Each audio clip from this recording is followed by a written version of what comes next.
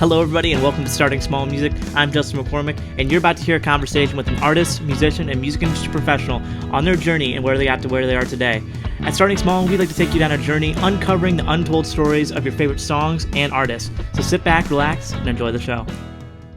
How you doing today, John? I'm great, Justin. How are you? I'm doing real good. So getting right into your story, you grew up in Yellow Springs, Ohio. What was your childhood like? Well, I was only there till I was in kindergarten, so I don't remember a whole lot about it. But we left for Albuquerque, New Mexico. We're there for 3 years, and then came back to Ohio when I was in fourth grade. And we stayed in Ohio. We moved around a lot in Ohio, and I was there till I was 15, and went to Beaver Creek High School, my ninth grade. And then I joined a band who was big in Dayton, and we went to Los Angeles just supposedly for 3 months to try to get a record deal. And they were like the hot band in Dayton. And I never went back. I said, I have to stay in LA. I don't want to go back to Ohio. And I didn't. So there you go. So were you in high school still making trips to LA, or was this post-high school that you ended up making the move out there? Actually, I ended up having to take night school and private school to appease my mother, who was freaked out that I was out there on my own. But it worked out. I'm still here. I didn't die, and there were some interesting times back then. But the band broke up in about 6-7 months, and the four of the rest of the guys who were in the band kept playing, and I ended up going solo. And I ended up going to Las Vegas when I was 18 and met Mark Rodney there, which was really ironic because he didn't live there and I didn't live there. But I went there with my girlfriend at the time. And we got really, really tight and really popular. And I told Mark, I said, but we need to go back to LA because I think that we could probably get a record deal. And he was 18 and I was 18, and we got in a VW with 2 other people and went back to LA and got a deal within a week. Wow. Yeah, I mean, that kind of stuff doesn't happen anymore, man. It was just magical. It was great. Now, I want to get back to you and Mark in a little bit, but kind of growing up, before you even started music, who were some of the artists that you were listening to growing up that even got you interested in music? Well, I was surrounded by my father, my uncle, my mom, my grandparents, both sides, all were musicians. So I was always surrounded by music. Took guitar lessons, I think when I was 6. I had to use like a lap steel acoustic with a bar because your fingers are so small at that point you can't even really play the guitar. Yeah. And my uncle was at that time in the early '60s was a big country artist. He had 4 top 10 singles. Right. I think it was Earl Scott at the time. So I was always around music, but I was so young and I didn't really get that was all country music, which I just felt like old people music to me. So it really, I went back to Ohio and played a little trio when I was in 5th grade called the Moonbeams, and we played stuff like Peter, Paul, and Mary, and Skeeter Davis, and just this is all pre-Beatles. But it was really when I saw the Beatles, I just freaked out and said, "Gosh, I have to do this. This is what I want to do." And I didn't get as big as the Beatles and didn't get on the Ed Sullivan Show, but I've had a heck of a ride and still ride, and so it worked out all right. Heck yeah. Now, when you first got to Vegas and you started working with Mark, did you guys start doing cover gigs, or automatically you guys started writing together? Well, I went and got a job at University of Las Vegas, the coffee shop. They had music there on the weekends. So I got a gig. I think I got $100 a weekend, and I kind of did the cash register, swept up, and did 4 sets, along with some other people who would sit in. And I was mainly doing originals, but I was doing stuff like Down by the River and Long Time Gone, because I was a big Crosby, Stills and Nash, Neil Young fan, and I did some Beatles songs. But I was really wanted to do the originals. That's what I wanted to do, and this guy kept approaching me and said, "Hey man, we got a jam. I love your stuff." But I didn't really want to jam with anybody. I didn't want another band guy. I already had enough bands. And one day he came up like the last set of the night and we played, and it was great. So I thought, well, maybe we should work out some of my originals. So we used to sit out at Paradise Park in Las Vegas every day, and we'd go out there and we'd work on songs. And we had about, I think I had about 25 songs. And we worked on them until we got them really tight, started playing a lot in Vegas and became very, very popular. And I went to LA, and we were just so rehearsed and so enthusiastic that it rubbed off on everyone that heard us. I mean, it was just so exuberant and just so exhilarating to see these people who loved playing music so much that it just was very contagious. So that was kind of our thing. I mean, the songs were good songs, even though they were obviously songs from an 18-year-old, but probably started at 17. But we were really excellent players for our age, and made a really great record. The Off the Shelf record was a fantastic record, and Ahmet Ertegun produced it, who was the president of Atlantic, and he wanted to take us to Muscle Shoals to cut the record. Yeah. And those guys were so great. They just fell into everything. So I played them the songs, they'd write charts. We'd do 1 or 2 takes, it was over. And it was just great. I mean, beyond great. I wish I would have filmed that whole thing because it was so great to be there, but you just don't think about it back then. And I didn't have my iPhone because it was 1971. Now, what did that writing dynamic look like with you and Mark when you were co-writing? Was like, would you say that one person was more like, okay, I come in with the melody, and then maybe one person was more the one that came in with the lyrics, or maybe someone came in with a guitar riff? What did that dynamic look like between you two? Well, Mark really did write. I did all the writing. I was the lead singer. What I would do is I had a tape recorder, and I would just say a song like Home Again, which was on the second album. I would record a part that I thought was the main part, and then I would kind of work on a part that I thought that would show Mark that he could take from there from my idea, and that's how we kind of worked together. We sometimes we just get together with the song when it was done, and he would sing his harmonies, and he eventually, I was always trying to get him to write because it was such pressure for me to have to write everything. Yeah. But I did, and that's the gig. And eventually he wrote some stuff, but it really kind of wasn't his calling. I mean, he was such a unique guitar player and so great. I never heard anybody play like him. There are clearly better players than both of us, but we both had a very unique style, and together it was just this really cool thing that happened. Totally. Now, one of my favorite songs off the Shelf record is "Don't You Hear Me Calling." What do you remember about the day you wrote that song? Well, after we cut our album in Muscle Shoals, Ahmet called and said, I don't think we're there yet. Says, I think you need to write some more songs. And I was really bummed out at the time because I thought our record was done and we were going to be out and blah, blah, blah. And so here's a record president saying, I want you to stop trying to write hits. I want you to write what you feel. So there were 3 songs I wrote in that period. One was Don't You Hear Me Calling, me and my guitar, and what was the third one? Let Me Go. And they were definitely better songs than the ones we took off the record. There was just something that happened because the songs I wrote before were pretty much all pre-Rodney. And once we kind of got this thing going, I started writing for us, not for me. And I always loved Stephen Stills.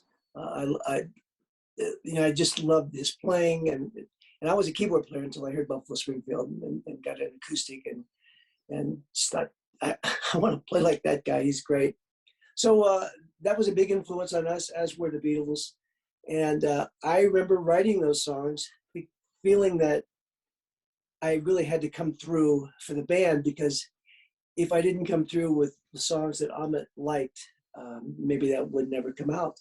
So he loved the 3 new songs, and so Off the Shelf, we ended up cutting Off the Shelf in LA with Chris Etheridge on bass and John Barbada on the drums, and that was it. Then we mixed, and the record came out eventually, and that's why we called it Off the Shelf. It took so long to come out. Said they finally took it off the shelf. So that's how the title got there. But yeah, I love that song. That song was really one of my favorites on the record. Now, what did those first few years on the road look like for you guys after your first album came out?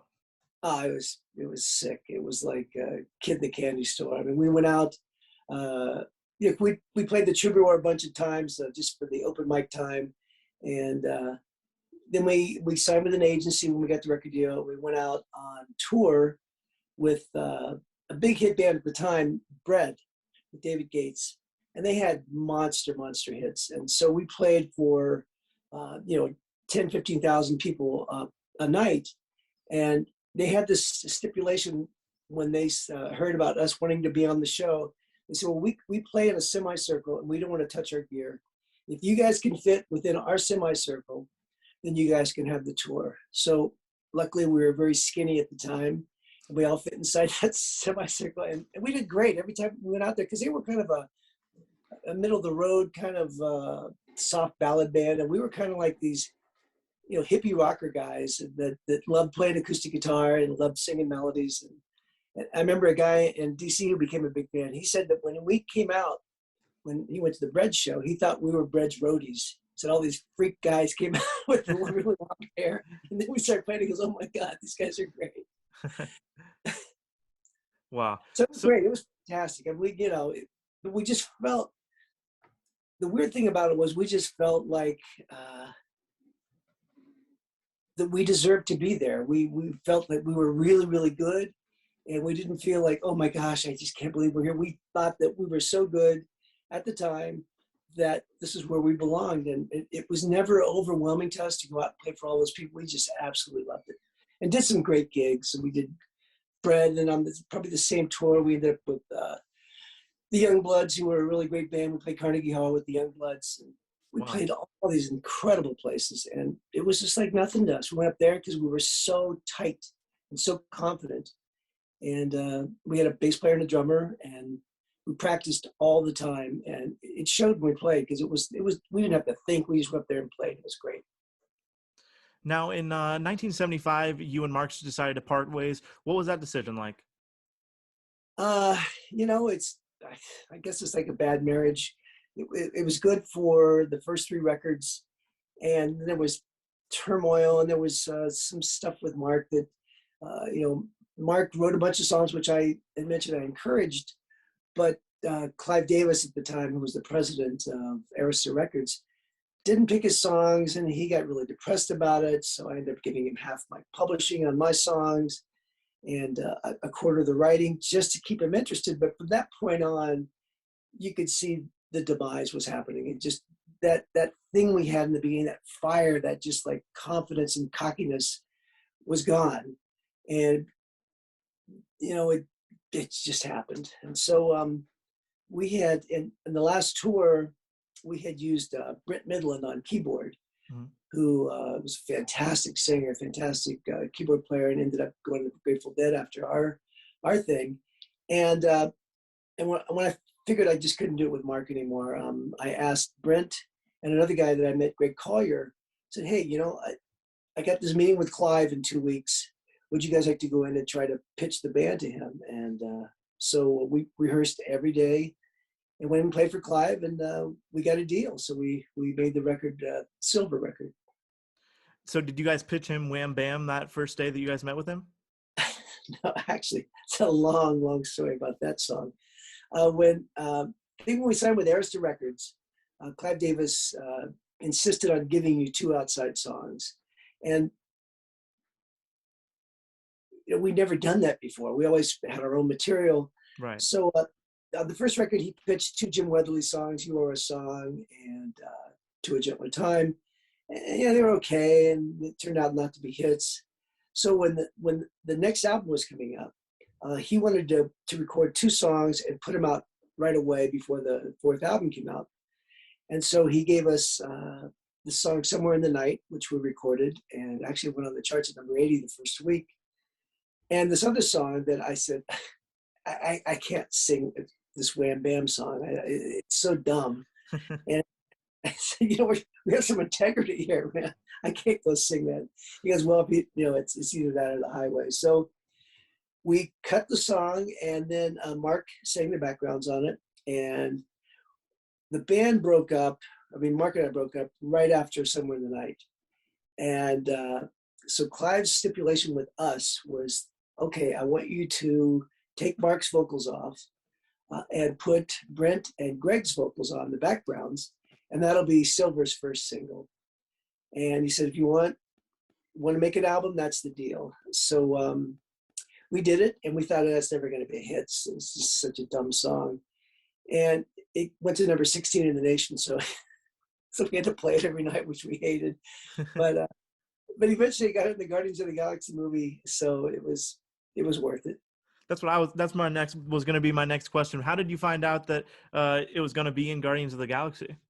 You know, I didn't even know there was a Guardians of the Galaxy 1. And somebody sent me an email when I was out on the road and said, hey, you got to read this article. It was a Rolling Stone thing. And it was about Guardians of the Galaxy 2.